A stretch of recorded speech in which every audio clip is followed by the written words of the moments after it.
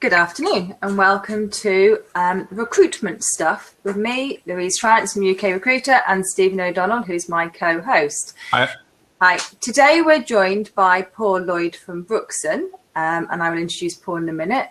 First of all, I'd just like to say thank you to Farfish, who sponsor our, Stephen's got a logo, you see, Paul, you can't move your head, who sponsor our live chats. Farfish is a sales and marketing recruitment platform which helps recruiters to reach, engage and place more candidates. So thank you very much for sponsoring us. So Paul, you are Head of Business Development at Brookson. Brookson are professional services business covering accountancy and umbrella solutions. And Paul, you specialise in working with recruitment agencies, am I right? That's correct, yeah. Super. Okay, great. And we're talking today about IR35. So we've got some questions which we've set up ahead of time. Happy to take engagement from the audience down the sidebar. We've got a poll at the bottom, which if any viewers scroll down will see. It asks whether you're confident that you understand IR35 and do you think there's a risk to your agency if you get IR35 wrong. And overwhelmingly we're seeing that we're not entirely confident about understanding IR35, which I guess is the purpose of this show. Yeah. So, Paul, do you want to kick off with an overview of what, before we talk about the changes, of what IR35 actually is? Mm-hmm. So, IR35 is a legislation brought in the 2000s, disguised employment within the contractor marketplace. Ideally, what that means is that if a worker is seen to be doing the same role as a full-time equivalent and is working through the same working practices, the same hours, then and under IR35 means that they need to pay tax as an employee. So you standard PAYE, national insurance contributions, we do, and they can no longer be taxed through dividends as a director of a limited company. So the inside, that's where the inside and outside of IR35 comes from, I suppose. If you're inside, you need to pay tax and national insurance. If you're outside, then you can work as a director of a limited company. So in layman's terms, IR35 is legislation to stop people from playing the system to take advantage of say, a limited company status to take their earnings from that as opposed to paying normal tax. Absolutely, yeah. Okay, when did it first come in, Paul? So I think it was 2000 that IR35 was brought in. It's always been applicable to private, public sector, no matter which area you worked in. It's always been applicable to everyone the same up until April of this year, where the government obviously reformed the changes around IR35 in April. So in particular for recruitment agencies, how does this affect recruitment agencies who are placing people in contracts for any number of professions, and those individuals might be either employed by the agency or employed by their own limited company or any number of partnerships? IR35, how does that impact recruitment agencies in that sense?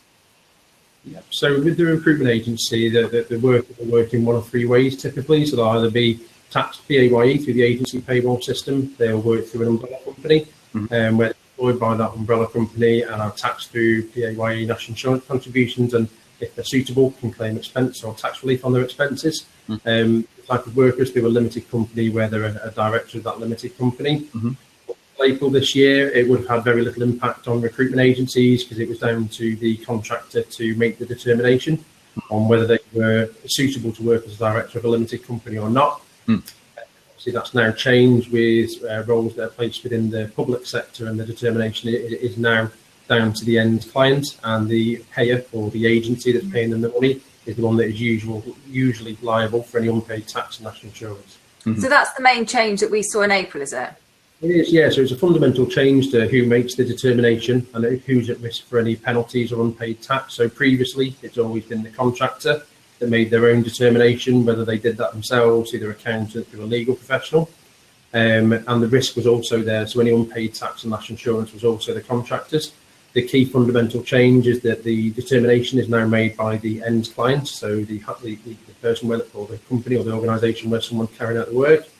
And the risk of any unpaid tax and national insurance actually sits with the person or company that's paying them, ideally or normally the agency in a standard contractual chain. So if an agency gets it wrong, they'll be liable for any fines and so on, or unpaid taxes. Yes, they can be. Yeah. So if the end client said that the worker is outside of IR35 and the agency pays them gross, HMRC determined that they should have been inside of IR35 and paid PAYE and national insurance contributions, so you can be liable for the difference in the tax that's been paid there. So it's important that the agencies check the way that the end client's gone around the determination, making sure that they've taken kind of a duty of care to make sure they've done that assessment correctly. So to be precise, what are the factors in that determination to make sure that the agency keeps themselves right? So the determination is to be done by the end client. HMRC has launched an employment status service tool. So HMRC's online tool can be used for that assessment to be able to assess whether someone should be inside or outside of IR35. For new placements post-April, it's probably a little bit easier for recruitment agencies now because they should get that determination prior to the role going live. So when the end client gives the role to the agency, they should be saying, this is going to be an engineering assignment for 6 months, and this opportunity is going to be outside of the scope of IR35 or it's inside the scope of IR35. The agency should be able to take that assessment from the end client that is correct. However, if they want to do further assessments themselves, they could use the online tool, or they could take external advice themselves to make sure that they're 100% sure that the worker is outside of IR35. Okay. When people enter into contracting work for the first time and they've gone from an employed role, they'll obviously want to do their homework, or they'll want to get advice to make sure that they're not falling foul. But also they'll have heard stories of, well, if you go as a contractor, then you'll earn X percentage more than you were beforehand just because of the tax benefits. Does this mean that there aren't any tax benefits in practical terms for someone doing that, other than the fact that they might charge more as a contractor? So if they're outside of IR35, there's obviously tax efficiencies with that. So the way that they can structure their limited company, that they'll obviously take a director's salary and then structure the rest of their income through dividends. They're obviously going to get a better take-home pay. If they're inside of IR35, there's very little difference, I suppose, between what you'll get take-home pay through PAYE, umbrella, or through limited company, because the tax system is exactly the same. The other changes that most people don't know about that happened in April, or some aren't aware of, is that the 5% business allowance was also removed for limited companies within the public sector, which used to be another benefit for limited companies. What's that business allowance? So the first 5% income would be tax-free for any limited company. Prior to that applied to all limited companies, that was removed for public sector workers as of April. Also, there's been a change to the flat rate VAT scheme to change that from 30.5% to 16.5%, which means not as beneficial to be registered for flat rate VAT. So the savings have been narrowed and made it much more in line, so that the take-home pay equivalent through PAYE, umbrella, limited company is now very similar if you're inside of IR35. So is this sorry? Can I ask my question? If you're using the public sector, I just want to check that. So if you're a contractor working in the public sector and they've made this change, you're worse off? Possibly. So it depends on their role and whether that role is determined to be inside or outside of IR35. So if you're seen to be inside of IR35, yes, you're likely to be worse off. So we deal with, we've got 12,000 limited, and deal with probably 8 cases. The feedback that we've had is that a lot of the people that have been caught with inside IR35, the end clients had to offer a rate increase to be able to keep them. Actually, the tax yield that the government's getting is actually now just being respent back through the rate increases that they're now having to give to those public sector workers just to keep them on site. So. So do you think that will change? Do you think that public sector inclusion will change? Sorry, say that again, sorry. Well, obviously they've made this change specifically around the public sector, and they've seen that it's not actually maybe having the benefit it has, because you have to pay them more. Is that do you think that will stay the same, or might it change again? Yeah, I don't think they're going to reverse their decision. So, yeah, I think that the legislation will carry on as it is. I suppose what most people are concerned around is whether it will into the private sector further down the line. I think at the moment, most people feel that it's probably a little bit of a step too far to try and get it into the private sector as well. I think that's something HMRC were looking to do when they were originally planning it 3 years ago, but it was very difficult for them to be able to do that. It was much easier to push through in the public sector. Yeah. Okay. So on that, so the distinction for the public sector, is that being done first of all because the HMRC have much more of an influence on work being done by organisations in the public sector because they're essentially ultimately government funded? Yeah, sorry, the signal went a little bit then. I think I heard most of that. The determination of the public sector body is anyone that's covered under the Freedom of Information Act. So you're listed within the Freedom of Information Act, and there's a couple of organisations that aren't listed in that are still deemed as part of the public sector with regards to this legislation as well. But the Freedom of Information Act is the best reference point. Yeah. For the recruiters that are listening, there's a really useful free website to use called whatdotheyknow.com. If you go onto that website, it's actually an A to Z list of all organisations that are listed within the Freedom of Information Act. Yeah. And what that means is that you can click on the alphabetical. So if you're looking for Transport for London, click on the T, going up through the T's, you can actually look in there, or you can physically search. So it's quite a useful free resource. Yeah. And that covers pretty much everyone that's under the Freedom of Information. Yeah. The question I was asking was, are they doing it with the public sector initially because, frankly, it would be embarrassing if there was financial cheekiness going on with public organisations, and they are seen to be more accountable, and the HMRC has more influence over them? Yeah, definitely. And that's where it all started from, I suppose. If you go back to the members of Parliament that were claiming for strange expenses, yeah. A few of the kind of scandals around the press and people like the BBC, they were working as limited company contractors, then that's originally where it all started from, that public sector money was being deemed to be being spent incorrectly, and that's where they reform the legislation. And I suppose if you're thinking about it logically, HMRC will try and get their own house in order before pushing this out into any other sector. So if they can work, and it works for 12, 24 months, 3 years, 4 years, and then they can then turn around and say, actually, this is now a working project of how it should be done and want to roll it into the private sector. Yeah.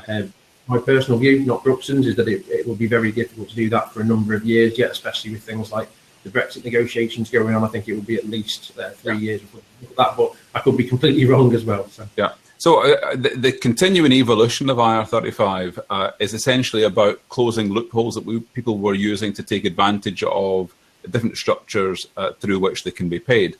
Are there still loopholes that people are looking out for, whether it be the recruitment agency who are employing contractors or arranging for the contractor to be working at one of their clients, or indeed the individuals in the contracts looking for, well, what can I do to sneak around this?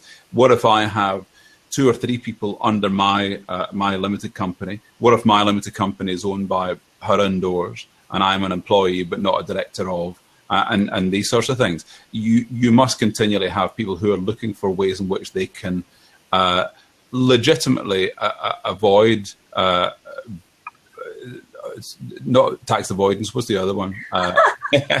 not evade, but avoid legitimately paying more tax than they would like to.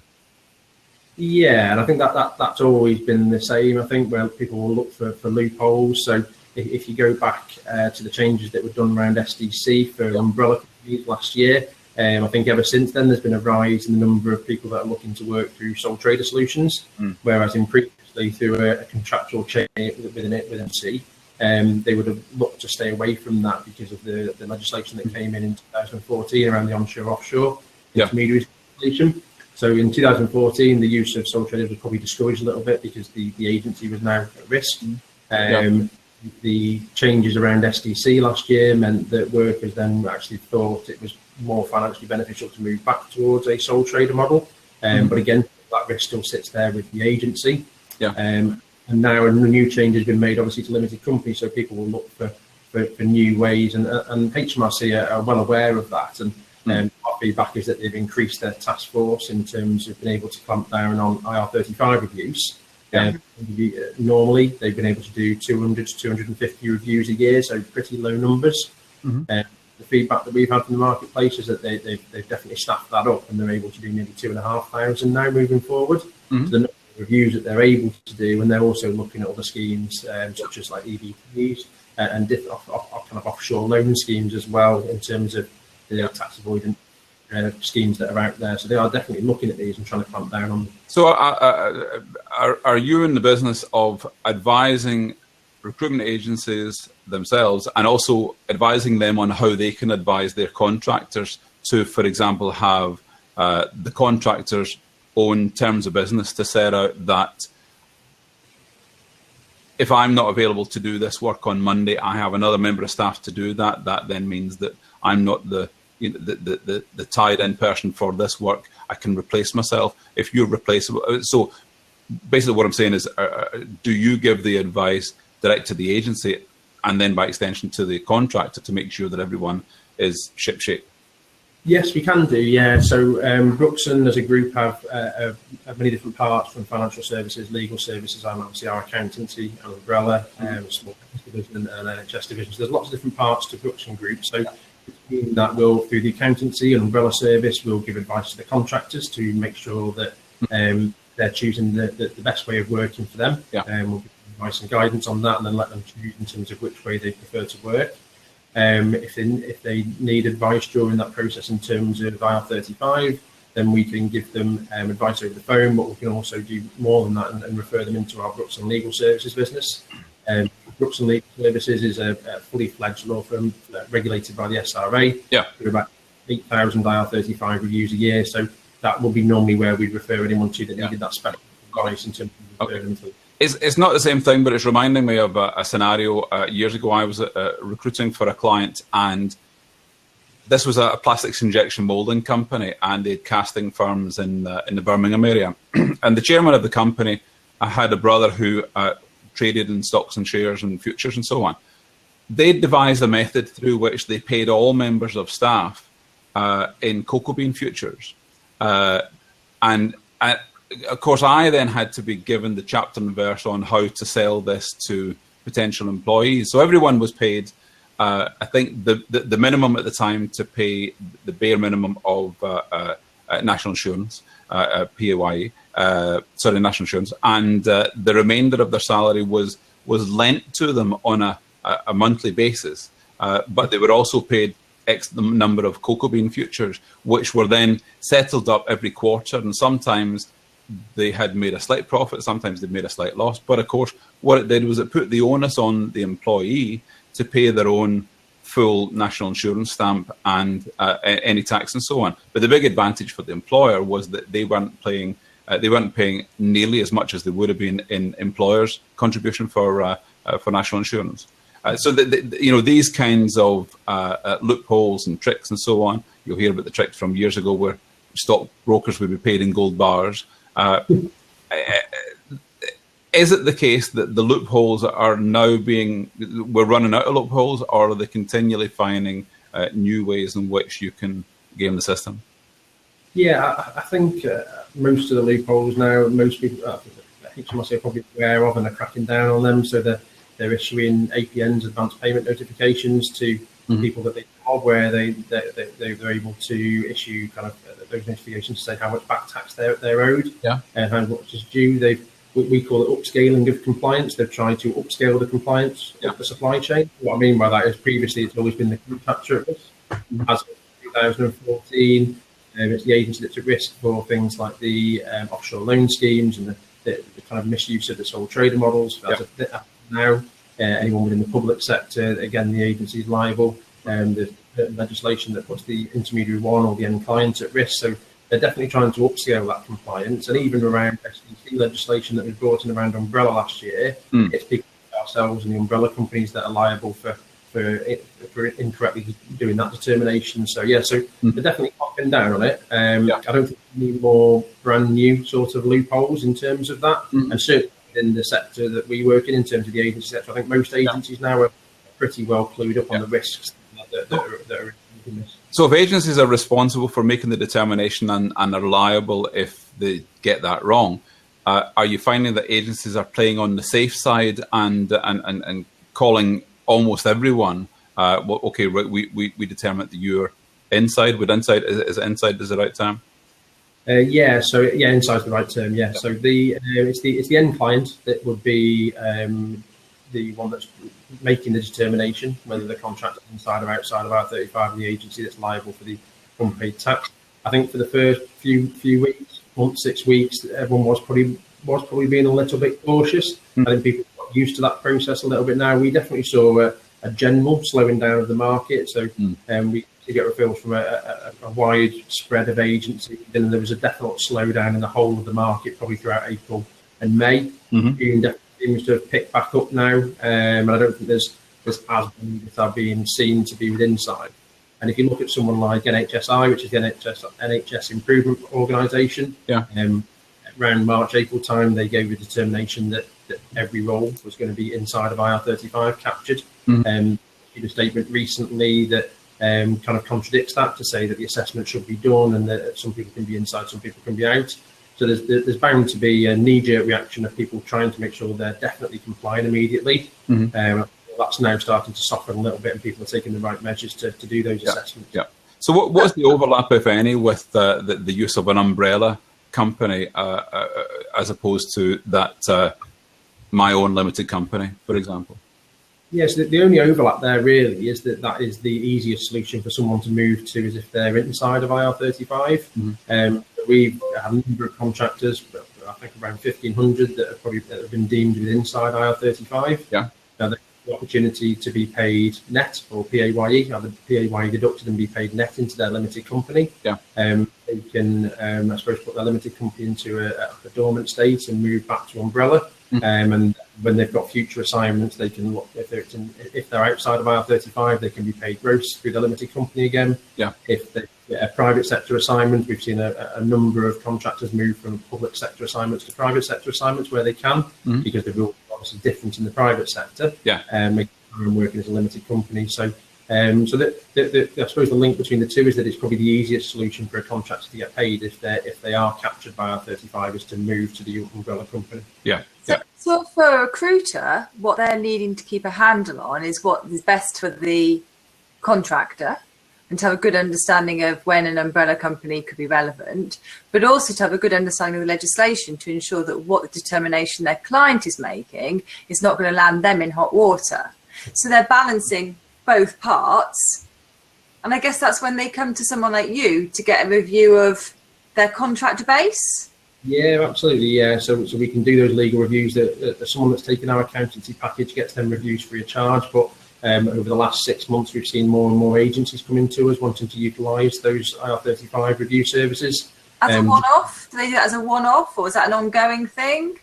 It varies really. I think if they're captured and inside IR35, then they probably don't need another review until they change their assignment. The guidance is that they should have contractors should have a review ideally at least every 3 months, and certainly every time they change their assignment. It's down to their working practices. It's not a contractual. They can't contract themselves in or outside of IR35. It is very much down to their working practices. So it's important if they have a change in working practices to get another review done. Now, you see what I think that recruiters who do perm recruitment are thinking this doesn't have any impact on me at all.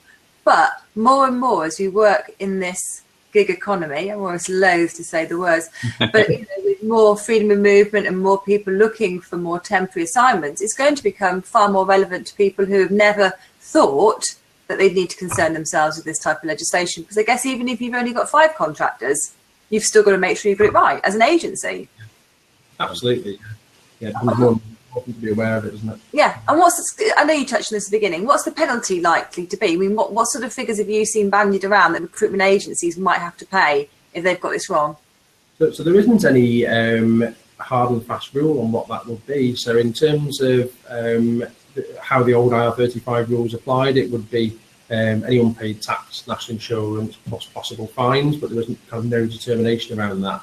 If you look at, there was I suppose, a similar piece of legislation in 2012. It was the HM Treasury Directive rather than a piece of legislation, but that meant it did something very similar where workers were paid over £220 a day and engaged for over 6 months with public sector bodies.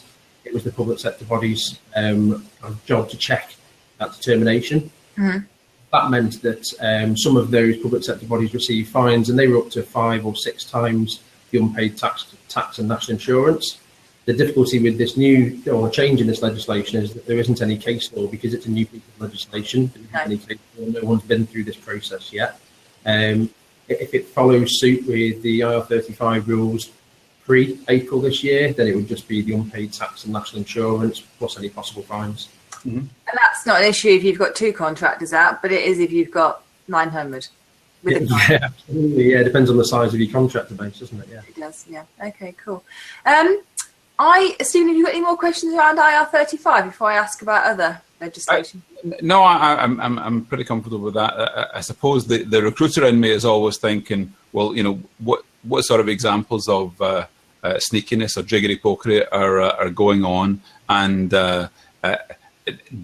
you must find yourself in a position where you're saying to agencies, look, you just can't do that. Yeah, so there's a lot of people ask that, and a lot of recruitment agencies, or some recruitment agencies will say, surely there must be a way around it, or there must be some easy solution to this. And genuinely, I think HMRC have actually, although I don't like the changes to the legislation they've made, they've probably actually done a pretty good job of tying this one down pretty tight. Yeah. So in terms, they introduced the offshore legislation in 2014. Yeah. They then changes to SDC in 2016. They brought in reporting requirements. So actually, every recruitment agency is submitting a quarterly report to HMRC on all of their contractors and how they're getting paid. There was a piece of legislation brought in a year or two ago, essentially whereby HMRC were given the powers that even if according to the letter of the law, you were doing everything correct, but they were able to assess that by doing so, you were manipulating the situation to gain a tax advantage that you shouldn't be able to. They could assess that tax was due. Would that be applicable in this circumstance? Yeah, so I think that's the targeted anti-avoidance rules that you might be. But it gives wide powers, and would that be applicable in this instance? Possibly, if people were trying to find ways around it. So the idea behind targeted anti-avoidance regulations or rules is that the HMRC have got powers to go and look at different types of schemes or models that have been set up to purposely avoid the regulations that are put in place. Yeah. So yes, they could use those powers, I suppose, and that's where I think they've done probably quite a good job at tightening this legislation up over the last couple of years in terms of tightening up the loopholes. That rather than trying to enforce IR35, they're now probably going to spend more time looking at the types of schemes that offer 85-90% take-home pay through offshore loan schemes and other types of schemes that are out there that recruiters need to be aware of, I suppose. Mm-hmm. Okay. I've got a question from the audience. It's a great question. It's a proper recruiter question. So this is as a recruiter. If you put someone as inside, so the contractor, but the contractor later proves they are outside, could you as the agency be hit for unlawful deduction from earnings or similar? So what happens if your client gets it wrong and that contractor's been paying more when they needn't? Yeah, so again, that's a really good question, actually. It's quite a difficult one to answer again because there isn't any case law on this, so it's never happened. The likelihood is that the contractor themselves and the agency have the ability to question the decision from the client. So I think if the contractor feels strongly that they should be outside IR35 and the agency feels that, then they should be questioning that and testing that with the end client immediately rather than waiting for 6 or 12 months down the line. Contractors have then also got the right to year end to go to HMRC to question that decision as well. Yeah.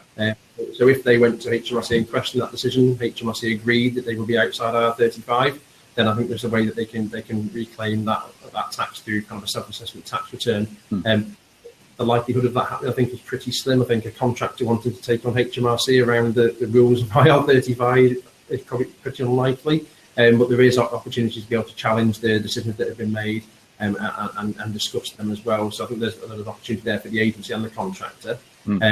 If the end client's made the determination that the best thing the agency can do is probably to check that, and certainly if the contractor's saying, no, I should definitely be outside of IR35, get some external legal advice. And there's plenty of companies out there that specialise in legal advice, especially around IR35 and employment law. Just make sure you get some employment law advice. Yeah. And the same person, I think it's Sarah, has said, as HMRC have said, they will stand by their diagnostic tool. Let's hope the agency can use it as their defence. And that diagnostic tool is the one I think I've shared up at the top there, the tax services check employment status. That's the one, is it, Paul? They have, yeah. So they said they'll stand by the decision based on the information input being accurate. So that would be the one point that I would raise there, based on the information being accurate. Obviously, if someone's purposely tool to try and get the right outcome, or the agency's left the contract to fill it in, then again, just be a little bit careful with that, I suppose. But yeah, it's just one of those things that people just need to be aware of, that obviously if the determination is done correctly, there shouldn't be any risk on the agency. Okay. And on your website, I'm just going to send a link now, share a link now, there's a IR35 explained page, which also has the, I want to say white paper, but it's a guide that is more detailed. So there's a frequently asked questions and a guide there. And I'll include that on my blog post as well, so people can download that, because I think that's quite useful. Fantastic. Before we go, can I ask you about other legislation changes that are particularly pertinent to recruiters? Yes, I suppose that we covered most of them probably within the time that we've had, I suppose. So we've talked around kind of the offshore loan schemes, which is something that HMRC is looking to crack down on and brings risk to the recruitment agency. Certainly over the last 12 to 18 months, we've seen a rise in the requirement for sole trader solutions, especially in the construction sector. So this old CIS kind of sole trader model becoming more and more popular. So it's just making sure that processes are followed, and the kind of the test, the supervision, direction, or control test, it is up to the right standard, and the agency's comfortable with that themselves, because again, that can put the agency at risk. Yeah. And then the only other ones to be wary of, I suppose, are because of the changes to the expenses legislation in 2016 for umbrella. There are some different types of umbrella solutions out in the marketplace that are a little strange in certain ways that they work. So there's things like a retained expense model, because the salary sacrifice rules changed. Things like that, where the contractor can't get their money back if they're not claiming the right level of expenses.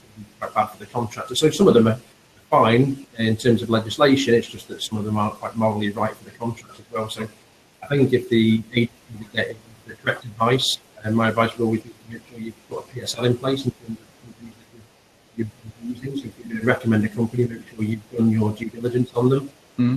Because effectively you're associating your brand with the brand of the company you're recommending. Yeah. You've got a PSL in place, and you know the providers that you're using are legitimate. They've been audited. I don't think you're going to go too far wrong from that. Okay. I don't want you to name any now, but was that something which you would give advice on to a recruitment consultancy was coming to you? Would you give them recommendations for umbrellas? So if people are unsure in a market which I know has had quite a lot of bad reputation, they could get advice from you on people who you would be comfortable for a recruitment agency to work with. Yeah, absolutely. Yeah. So obviously we know the industry really, really well. We've been running 21 years, so we've got a really good understanding of the marketplace. And in terms of for audits, FCSA is a really good opportunity for that. So FCSA is the Freelancing Contractor Services Association, and they were set up to help compliance within the industry. It's quite a strict audit that you have to go through to be a full member. So we go through the audit every year, and we're audited by one of the top 4 accountancy firms, so EY, PwC, KPMG will complete the audit, and then that audit is then submitted to HMRC as an open book policy as well. So you know if someone's been through that audit, you're pretty sure that they're going to be compliant. So that's my recommendation would be to look that way. Okay, and I think that on their website, because I've just found it, they've got a list of members and... They have, yeah. It's the full members that you should be looking for. They're the ones accredited members. Yeah, the accredited members. Yes, there's accredited and associate. Yes. The associate members haven't been through the audit. That's the key difference. They're self-certifying to be compliant. So I think there's 11 or 12 full accredited members. They'd be the ones that would be obviously through that process. Cool. That's great. Yeah, now I've got that link, so I've shared that now, and I'll include that in the blog post. Oh, I wonder where Stephen's gone. Can you hear Stephen? Well, I hope he didn't have a really important question for you there. Is there anything else that you think we need to cover, or are you happy that we've probably given quite a good overview of the IR35 update? Yeah, hopefully that's given everyone a pretty decent overview of where that's up to. Clearly it's certainly been a lot of work for us over the past couple of months, and lots of different scenarios we've been through, so I'm more than happy to give any advice or guidance or talk to people about the legislation if they need any further assistance with it as well. That's great. So this video will go on to a blog post, and I'll put your contact details, your LinkedIn profile contact details on that, so that people can get in touch if they have any other questions. So thank you very much, Paul, and thank you very much to Firefish for sponsoring this live chat. We are back next Wednesday. I think we're talking about, I have to look over here, I think we're talking about AI next Wednesday. So couldn't get any further from this. So thank you again, Paul, and we'll see you all in a week. Thank you very much. Thank you very much. Bye now.